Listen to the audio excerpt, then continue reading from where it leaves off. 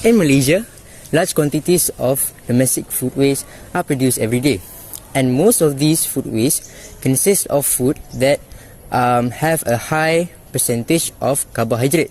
This is a concerning problem, as these carbohydrates, when they decay with the help of bacteria, we produce methane, which is a greenhouse gas that is very harmful to the environment and leads to global warming. Therefore, we must come out with a method and a solution that can utilize these food waste and produce something useful that can be used in the industry and therefore reduce the emissions and the contribution of domestic food waste to global warming. Our proposed solution to solve this problem is by fermentation of food waste to produce bioethanol. This process is improved by treating the food waste with amylase enzyme.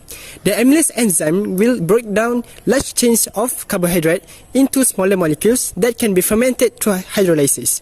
Let's take a look at this procedure of our project.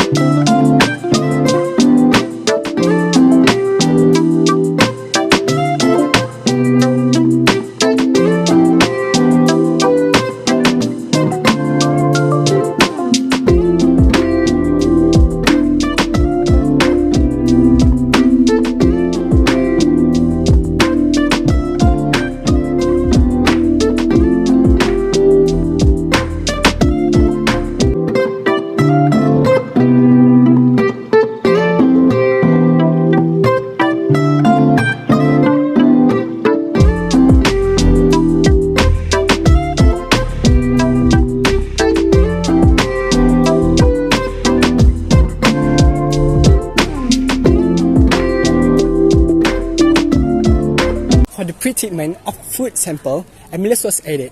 This is a crucial step as adding amylase will help to break down large chains of carbohydrate into more fermentable sugar.